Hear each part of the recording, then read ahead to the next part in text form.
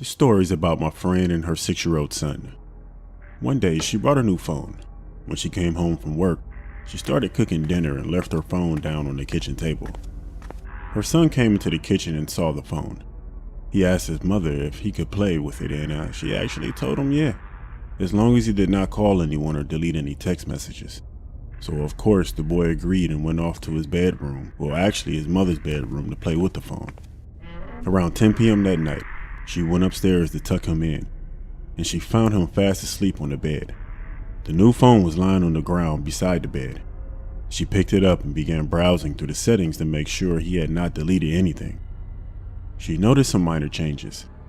He had changed the theme, the background, and had given her a new ringtone. She noticed that he had taken some pictures with the phone. She opened the images folder and browsed through the phone. How cute, she thought. He had been taking selfies. Then she came across the last photo in the folder. When she first saw it, she couldn't quite believe it. Were her eyes playing tricks on her? It was a photograph of her son lying asleep on her bed. But the disturbing thing was that there was someone lurking in the far left corner of the picture. It seemed to show the left side of a creepy old woman's face. Until this day, her son could never answer the question about who that woman was and how she got in there. My husband won't look at me anymore. He used to tell me I was beautiful. He used to smile at me with adoration. But now, it's like he can't even stand to look at me. And I feel so unwanted. Whenever I call him out, he shrugs it off or just denies it. I've even tried sexy lingerie, buttering him up with compliments, cooking his favorite meals, but I get nothing from him. I'm convinced he's going to ask for a divorce. It's becoming unbearable. I've wondered if I should just speed up the process and leave him, but I really, really love him. So I asked him if he'd be open for marriage counseling, but he refused that too. He says that the only one with issues is me. That is just a plain lie. I don't have any issues aside from how he treats me. To be completely honest, he's had plenty of issues before, and I've always come up with solutions and stuck by him. When he lost his job a few years back, who took care of all the bills? Me. When he needed surgery, who cared for him? Me. When he was jealous of other men staring at me and calling me gorgeous, who took a knife and hacked up her face? Me. I just don't understand his problem. I always do everything for him. I love him so much, but I think maybe I need to make some huge gesture to show him how much he means to me. Any suggestions?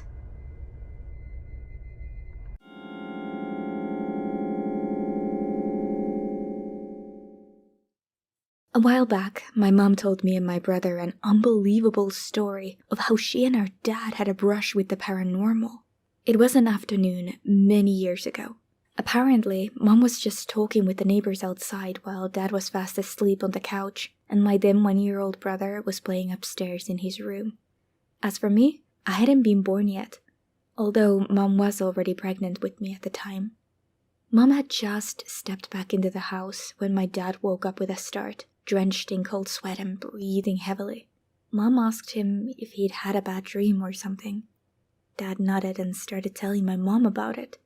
In the dream, my brother, let's call him Louis for the sake of the story, was just sitting on the floor of his room playing with some blocks when a strange woman appeared. She had a long black dress and hair that hung over one of her eyes. Her skin was pale with black marks all over her body, but strangest of all, she had horns that looked like the branches of a tree. She was gazing at my brother. He didn't seem to notice her at first, but once he did, he started crying immediately. The lady raised her arms and reached out to my brother, as if she was about to pick him up.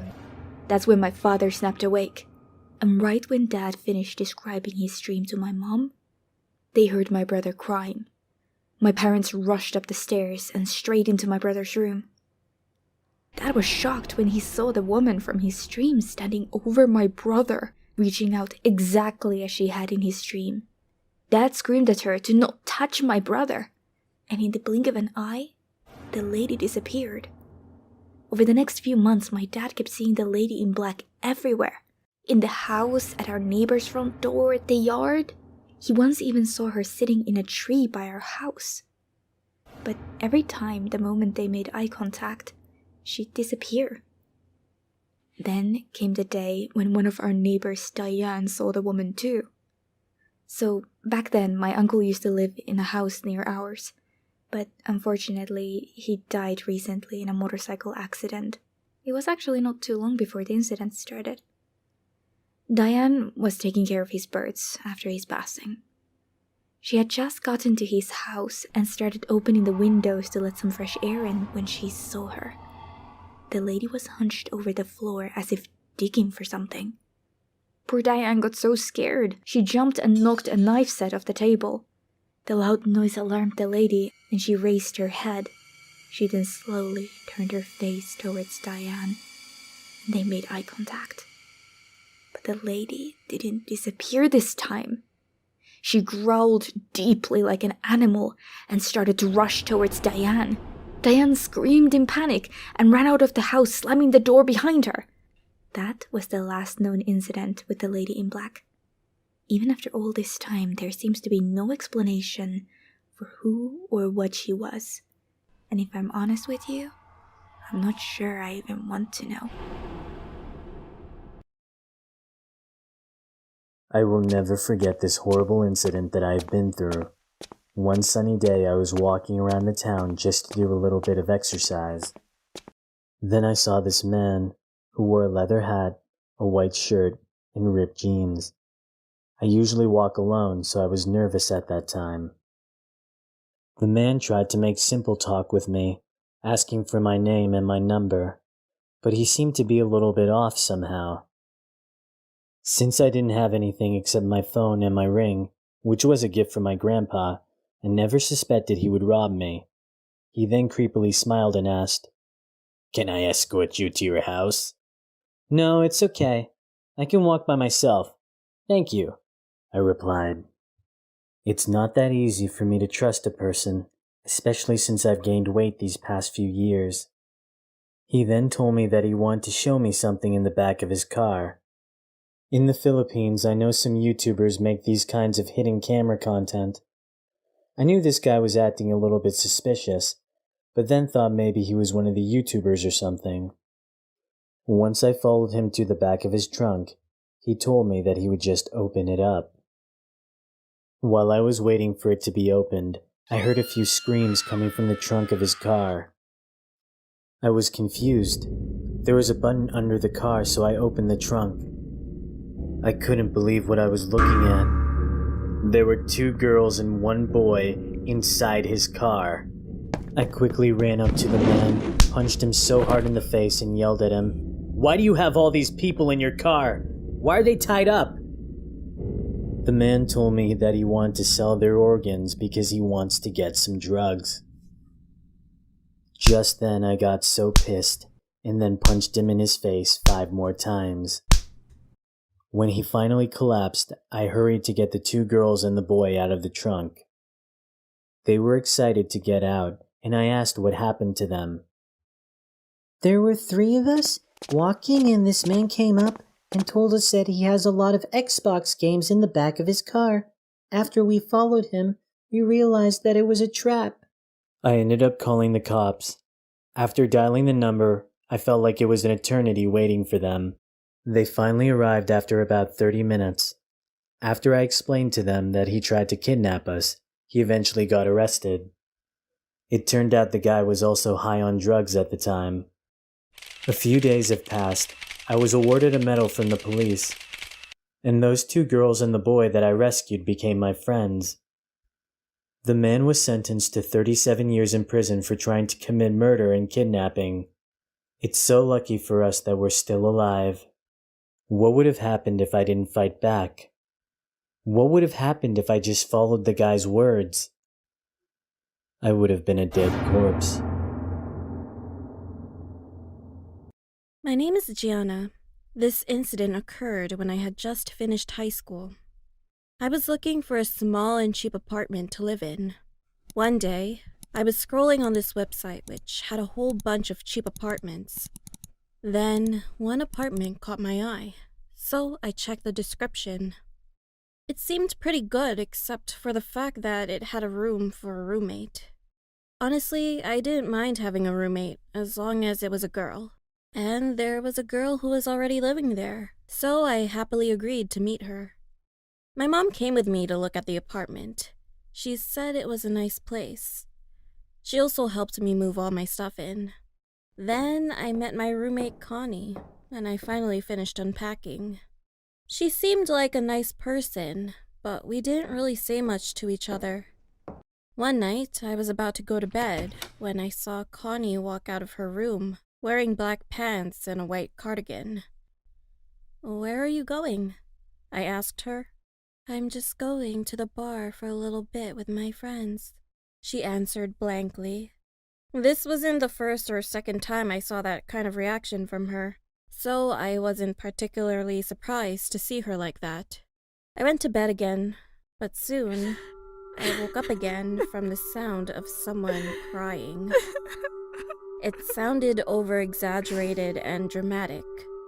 So I got out of bed and stood in the hallway to see where it was coming from. Connie's bedroom door was slightly open, and it seemed like the crying was coming from her room. Feeling uneasy, I decided to go and see what was happening there, but immediately felt a sharp pain in my foot when I approached her room. I yelped quietly and flung my back onto the wall. When I looked under my foot, I could see the shards of glass scattered all over the floor. Oh crap. I decided to go wash my foot and came back out into the hallway in my slippers.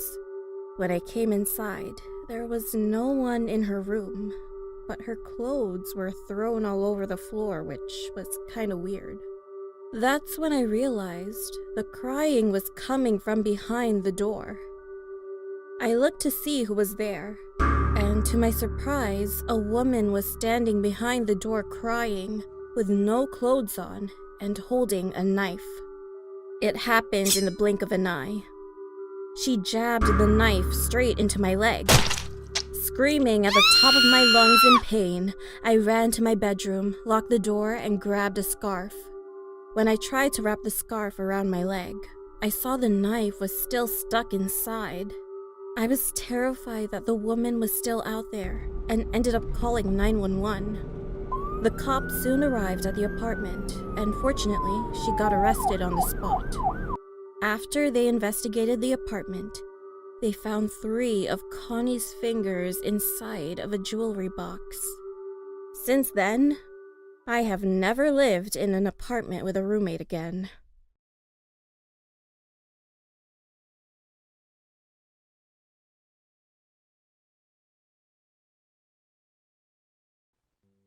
My name is Mark. This story happened when I was in the 7th grade. One day in July, school had just ended, so me and my friends grabbed our bikes to leave. I used to ride a bike to my house with a couple of my friends. We had a pretty nice neighborhood, so my parents and I thought that nothing bad would happen. But we were completely wrong. When we got on our bikes, all my friends decided to go to someone's house. Everyone except for me and the new kid that I didn't know very well. So, we just said goodbye to the others and continued riding our bikes on our way home. Since my house was a block away from his, we were heading the same way, and we came across a new office building across the street from my house back then. Then I came up with an idea. Hey, why don't we check out that office under construction? He agreed, and then we turned back around and started riding to the construction site, which took about 30 minutes. Once we got there, we wanted to go inside, so quietly, we opened the door and went up to the 7th floor. Keep in mind, this office building was pretty much finished, but not exactly fully finished just yet. Just then, we heard something that sounded like someone's footsteps. At first, we brushed it off as if it was just the floor creaking, but then we heard a gun reloading. Looking at each other in panic, we immediately started running down the stairs. A loud gunshot went off, and someone pushed me down the stairs just at that moment. Thankfully, there was a carpet below, so I wasn't hurt bad, but still needed someone's help to pull me up. The other kid looked behind to see me on the ground and picked me up. We were both panicking back then. The adrenaline surged so hard and we both kept running down the stairs. We decided to look behind us when we arrived on the 5th floor. There was nobody, but we could hear someone running towards us. We didn't have a choice other than to keep running. It didn't take long to get to the 1st floor. When we managed to get out of the building, I looked behind the door again and couldn't believe what I was seeing. There were 5 men chasing us. Since we decided not to split up, we hopped on our bikes and rode all the way to my house. When we got to my house, we jumped inside and decided to look out of the peephole to make sure that nobody was waiting outside. To my horror, I could see some guy's glowing yellow eyes through my peephole. I screamed at the top of my lungs, picked up the phone and immediately dialed 911. Thankfully, they arrived quickly. I'm sure that the police had noticed how frightened we were. The scariest thing was that the guy was still there, even when the cops had just arrived. However, he had soon disappeared when we walked outside to speak to the cops. And after their full investigation of the neighborhood, they found nobody. Now, it's been 5 years since this incident. However, it wasn't the end. 2 days ago, I was walking across the street to go to my friend's house. The same kid that I was with on that fateful day. Just then, I saw someone. Across the street, there was the same man that chased me and my friend down that day. He was smiling so widely, as if it looked like someone stitched his mouth all the way to his ears. He looked straight at me, and then started rotating his head at a full 360 degrees. I screamed at the top of my lungs and started running down the street to my friend's house. Fortunately, I got to his house safely, but I still don't know how that could have even been possible. It wasn't my imagination, and my mind wasn't playing tricks on me. But it was so realistic. To this day, I'm still afraid of him and worried about that one day if I see him again. This time, he wouldn't just look at me, but he could do something much, much worse.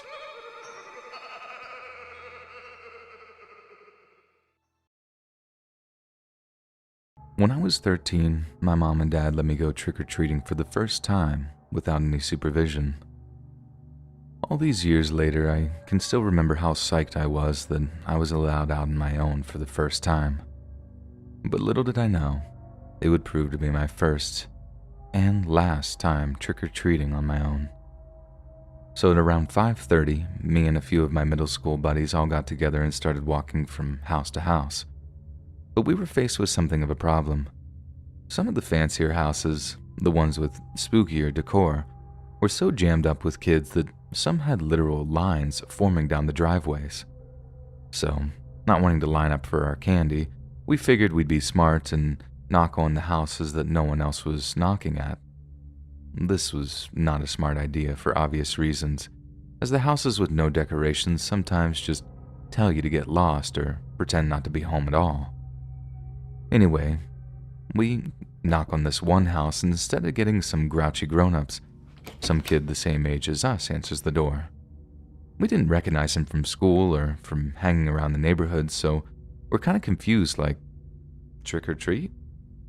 All before the kid just slams the door in our face.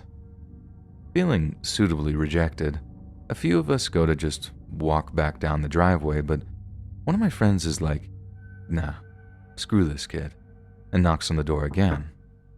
The kid answers and my buddy sings, trick or treat, before striking this dumb pose as if to be like, screw you. The kid then absolutely explodes and screams like, you knock on my house again, and I'll kill you, before slamming the door again. Again, most of us are like, dude, let's just go. But this one friend of mine is basically like, oh, it's on. Shoves his finger into the house's doorbell and keeps it there, resulting in this long, solid brr sound. Even over the buzzer, you could hear the kid running back towards the door from the other side. Only this time when he opens it up, he has this huge, gnarly-looking blade in his hand, like a sacrificial dagger in design, but at least the length of his forearm. As soon as we see it, we just bolt up the driveway and out into the street, but I kid you not, this kid follows us. We managed to maintain a steady distance between us as we ran, and the kid wasn't all that fast of a runner. But in all of our dumb costumes, we couldn't run as fast as normal, so we're in serious danger of maybe tripping, falling, or just slowing down enough for this psycho knife kid to catch up to us. I think the worst part was when we saw some lady taking out some trash and we ran to her for help. She just looked at us like we were playing a prank, and then when she saw the knife, she just bolts back indoors too. I swear to God, that was the worst feeling, thinking, my God, no one's gonna help us. Then, I remember seeing the fastest of us like swerving over to some house on one side of the street we were running down. Then, only when I got a little closer did I realize he was bolting into an open garage. We all follow and we managed to pull the manual door down just in time to shut out the knife kid, then starts kicking the garage door. This summons the homeowner into the garage, who's obviously like, what are you doing here? But once we explain the situation, the guy runs off to call the cops. We're still in the garage, shaking and panting, still terrified the kid is going to break into the guy's home somehow. But the next time the homeowner reappeared in the garage, he has his cell phone in one hand and a gun in the other.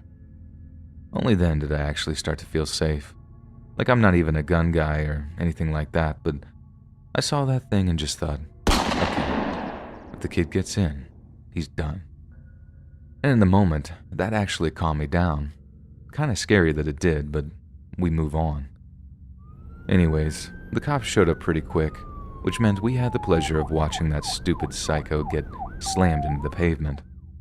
Kind of a sad story in a way, because we heard the kid was super neglected by his parents, and that he had a bunch of mental problems too.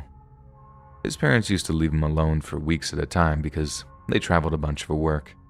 Kind of like if Kevin from Home Alone had just suddenly lost his mind or something. I feel for the kid in a way, but honestly, he was lucky he didn't get shot, either by the homeowner or by the cops. And we all hate that kid to this day because, after that, we weren't allowed to go trick-or-treating until we were way too old for it anyway. I'm a DJ here in South Korea, and because English is not my first language, please excuse me if there are any mistakes here. 20 years ago, I was driving home from a late-night wedding gig. It was around 4:30 a.m., and I was driving south on our equivalent of an interstate highway, when at one point, the retaining walls on each side of the highway grew very narrow due to the road snaking through mountain passes and other tunnel-like places. It's not like a particularly dangerous place to drive, but the blind bends definitely made me a little nervous as I slowed down to traverse them. Good job I did too, because suddenly, out of nowhere, a young woman jumped out in front of my car, and I was forced to slam on the brakes hard. I swear I almost gave myself whiplash, but I managed to stop in time, and I was so angry that I got out of my car to shout at her what was she even thinking that she was doing. She looked up at me, didn't say a word in reply, then actually ran to the passenger side door and climbed into my car. It was then that I realized that she was evidently running from someone or something. So I freaked out for a second and as many minutes, then jumped back into my car and drove off. I kept asking her, "Are you okay? Who's chasing you?" But she only ever replied with, "I'm sorry, I just need to call my mom. I just need to call my mom." She looked to be in her late teens, with dyed blonde hair and dirty clothes that made it look like she tripped a few times while escaping an attacker. I told her it was okay, that I'd drive her somewhere so she could call her parents. But I couldn't get a straight answer out of her because she was panicking and crying. We'd both seen the figure in my rearview mirror as we drove away. It caused her to scream out, which made me speed up. I thought she might calm down a little so she could tell me what was going on. But she was terrified and just kept saying I need to call Mom whenever she calmed down enough to talk. I know what you're thinking. Why didn't she just use a cell phone? Well, this was a time when not everyone in South Korea could afford cell phones. They were in the market, sure, but to buy even a terrible one would require at least middle-class salaries, so I had to wait until I saw a 24-hour gas station to find anywhere the girl could use the phone. I asked her if she needed any change to use the payphones, but she just looked up at me and said the same thing. I just need to call Mom. I think that's when I realized that something wasn't right. It was literally the only thing she said to me for the entire ride, and when we stopped, she just got out and ran into the grocery store. It was very evident that she was terrified of whoever had been following her, and it was also evident that they were too scared to talk about it, so, trying to be a good citizen, I called the police and told them everything. I kept the car running and kept watching the girl as she used the payphone. The police dispatcher told me it would be around 10 minutes before the police arrived, and I was worried she'd freak out if she found out I'd called them. So, that was what was occupying my mind as I watched the girl put the phone down before she appeared to start walking back towards my car. Suddenly, she stopped, and she turned back towards the gas station as if she'd heard something around the corner of it, which was completely dark and not covered by any lights. I watched as she walked closer and closer towards it, almost like someone was calling her name into the darkness. Then, out of nowhere, I saw a man leap out of the darkness, grab her, then drag her back into it. I immediately put my foot down, zooming around to where she'd been grabbed so I can illuminate the darkness with my headlights. It was a matter of seconds, and I thought I'd see some predator trying to drag her behind a dumpster or something, but there was no one there. No one there at all. It actually took my breath away for a moment. There didn't seem to be anywhere for two people to disappear, just a chain-link fence and the rear of the gas station. So where had they gone? Before I got a chance to look any further, the police showed up, so I ran over to their car and frantically told them what I'd just seen. We searched the area completely. They even checked in the back room of the gas station, but there was no one fitting the description of the girl or the attacker. The police thanked me for filing the report, but told me that there was no longer any reason for me to be there. It was about 5:30 in the morning by that time, and adrenaline was starting to wear off, so I did as I was told and went home to sleep. Naturally, it wasn't the most peaceful sleep of my life, and my first thoughts when I awoke were that that poor girl had been dragged into the shadows. And I never learned of her fate. Nothing was in the news about it, and when I contacted the police about it, they just told me it was under investigation. But the thing that I find really scary about the whole thing is how there was a man chasing her when she got into my car on the highway, and we must have driven at least 5 or 6 miles away from the scene. It couldn't have been the same guy who grabbed her, and there's no way of anyone knowing where we were headed. So how was someone able to find her at the gas station? Was it something to do with the phone call she made? I have so many unanswered questions about this event in my life, and sometimes I feel like it haunts me. I find myself scared of total strangers whose names I didn't even know, and as much as I hope she's okay, somewhere, and what happened was part of some horrible but brief chapter in her life, I have the worst feeling that she's not okay at all.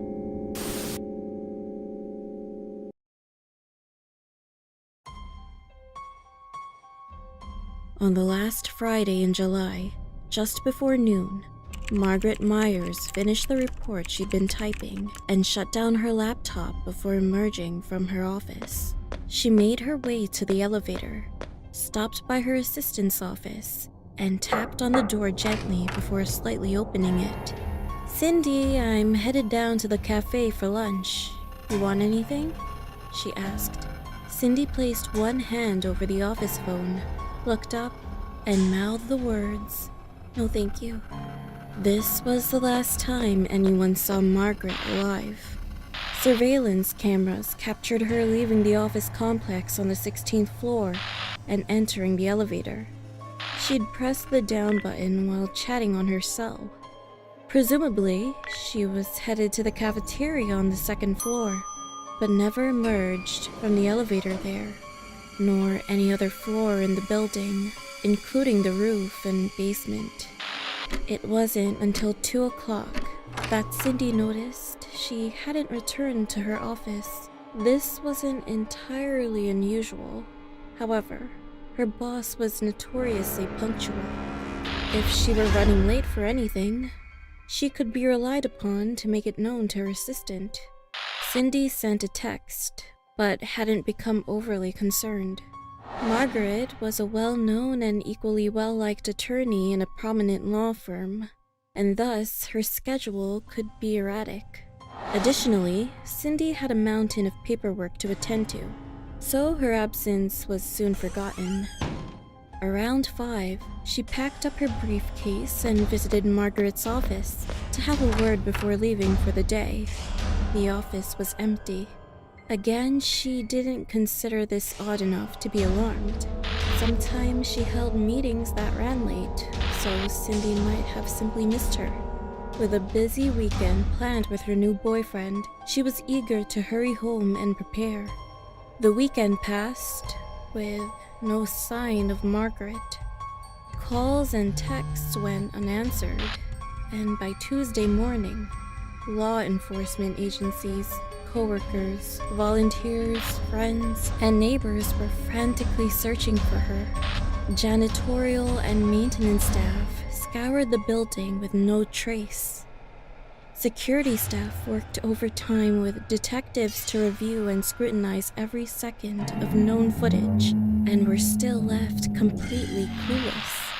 On Friday, a paralegal noticed a peculiar smell within an elevator and called maintenance. It was the same elevator that Margaret had been seen entering but not leaving. Her body was discovered on top of the elevator. The maintenance hatch of the elevator's cabin was intact, locked, and securely tagged with no evidence of tampering. The autopsy revealed little, citing only faint traces of minor cuts and bruises, but nothing significant.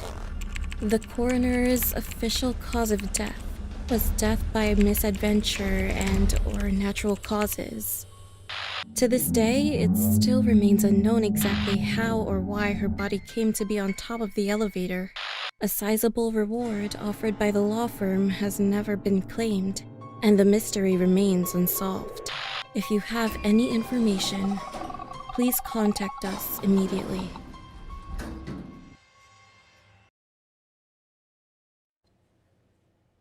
My little boy is sick, and I am the one who has to take care of him. He has been isolated in his room for a few days now. He's not allowed to come out. I carry his favorite meal on a tray and knock on the door of his room. "Honey, it's Mommy. I've got your dinner here. Your favorite." I open the door gently as to not wake my little boy in case he's asleep. However, he's sat up, wide awake, waiting eagerly for his food. I approach the corner where his mattress was placed on the floor and kneel in front of him. "Thank you, Mommy." My little boy suddenly lurches forward to hug me, but I step back out of his reach. The chains enclosed around his neck and ankles stopped him. I can see anger and frustration cross over his face, but it only lasts a moment. He sees what I have brought for him. He smiles when I set down the tray and digs in. I blankly watch my little boy chowing down on the meaty skin of the mailman who popped by this morning. His favorite part of the dinner are the eyes. He says they taste sweet and juicy. It makes me want to throw up. Everything about this makes me want to throw up. But like I said before, my little boy is sick, and I am the one who has to take care of him. He's finished. The tray is empty, and it is time for me to go. When I pick up the tray and turn my back to him, I hear his sweet, innocent voice sound out. "I feel better, Mommy. Can I come out now?" Hearing those hopeful words is like a stab to my heart. I suck up my despair and say, "Soon, my darling. Soon." "Oh, okay, Mommy." The disappointment in his voice will haunt me tonight. When I leave his room in the basement, I lock and bolt the door. I then collapse to the floor and cry. When will this nightmare end? Will my little boy ever be better again?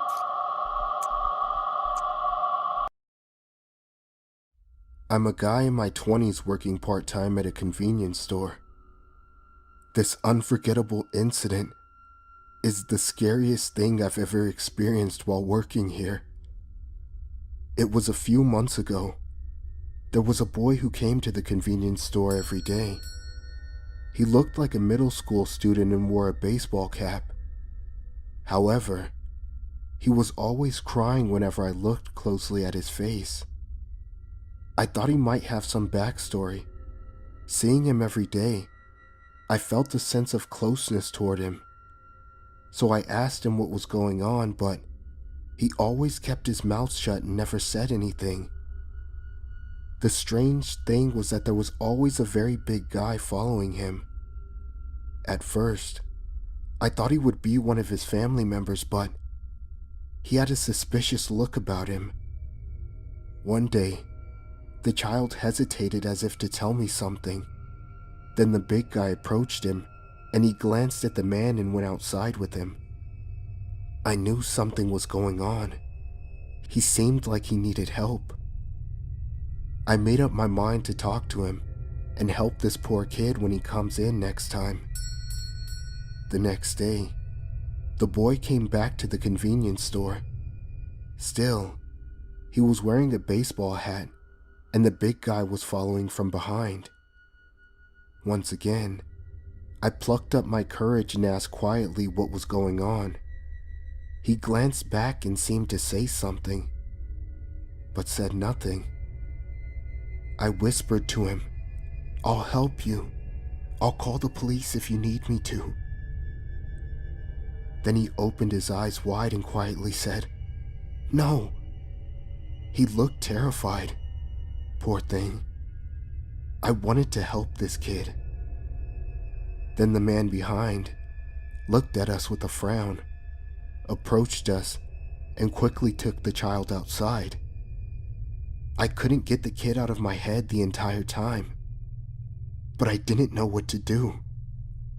The next day, he showed up again. I told him again that I would help any way I could. He still remained silent and gave me no response. This time, I eventually decided to follow the kid. After he left, I closed the convenience store and followed him in secret. I guessed that the child was living close to the convenience store, and I was right. I found out the location of his house. When this big guy who was always following the child went somewhere else, I grabbed the kid's shoulder. He looked at me with a shocked face, looked around, and soon began to talk to me. He said that he was kidnapped and was watched by the other men. I don't know when they would come. He also told me to run as soon as possible. Hey, let me help you. However, he kept saying that if I called the police, we would all die. Then he hurriedly pushed me and went into the house. I was so confused. Then two larger men suddenly approached and asked me, "What are you doing here? Do you know the kid?" While I was in a panic, they suddenly grabbed me, tried to drag me into the house, and one rummaged in his pockets. I pushed them away with all my might and ran like crazy. I could hear the men shouting, "Get back here or I'll kill this kid." I was worried about him, but I had no choice but to run in fear. Eventually, I got out of there and shivered for a long time. I tried to call the police, but suddenly remembered the child's face telling me not to call them. I couldn't do anything. Time just went by, but I didn't even have the courage to go there again. I haven't seen him since that day. After so many days, he no longer showed up at the convenience store. He was even no longer seen near his house. After that, I quit working at the convenience store and stayed in fear for a long time. But I still live that day in my mind. It's just a constant loop. I wonder what happened to the kid. What kind of men were they? And is he still alive?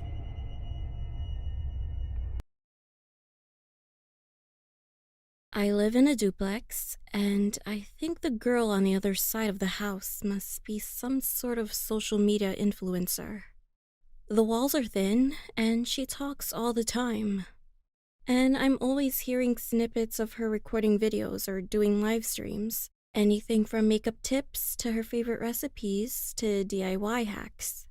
I tried to find her channel once to see her videos, but I'm not that active on social media, and I don't even know her name, just her face and voice. So I gave up.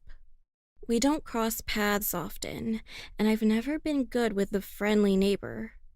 We do kind of smile and nod things when we see each other, but that's it.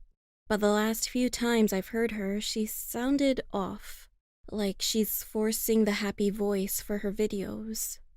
I've been working from home for over a year. The only other place I really spent time was my boyfriend's house. That's why I've gotten pretty familiar with her tones. Now I can even tell the difference between when she's recording for her channel or when she's on the phone with friends. A few months ago, she sounded extra perky, and I heard her mention something about a new boyfriend. I was happy for her, even if hearing it made me a little sad. I hadn't been seeing my own boyfriend as much lately, since he'd been busy with a new project at work.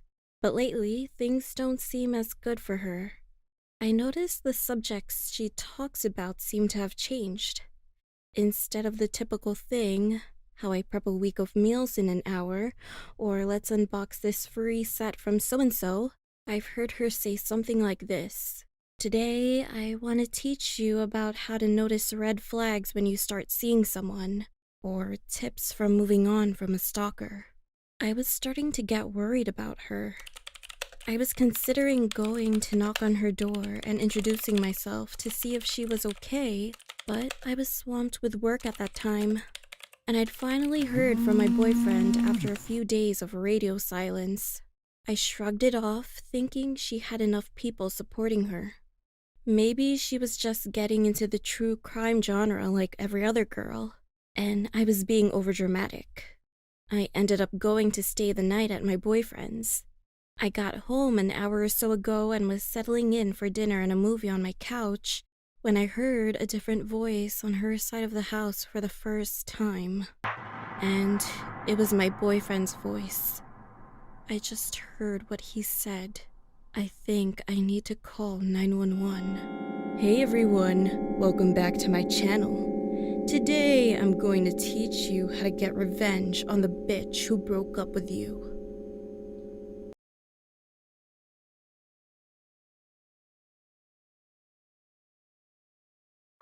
4D is my passion. 4D is my life. 4D, this lottery is also how I got started in this business. My dad has been buying it since I was 6. He must have had the luck of the devil because he always guessed the top number every time. In fact, he was so lucky that he didn't even need to find a job. The $500 that he got every time was enough. When I turned 18, he took me to the betting shop for the first time. I remember the excitement when I handed the piece of paper to the officials. After running back home, my heart pounded with anticipation. I remember reading the results in the newspaper the next day. I won second prize!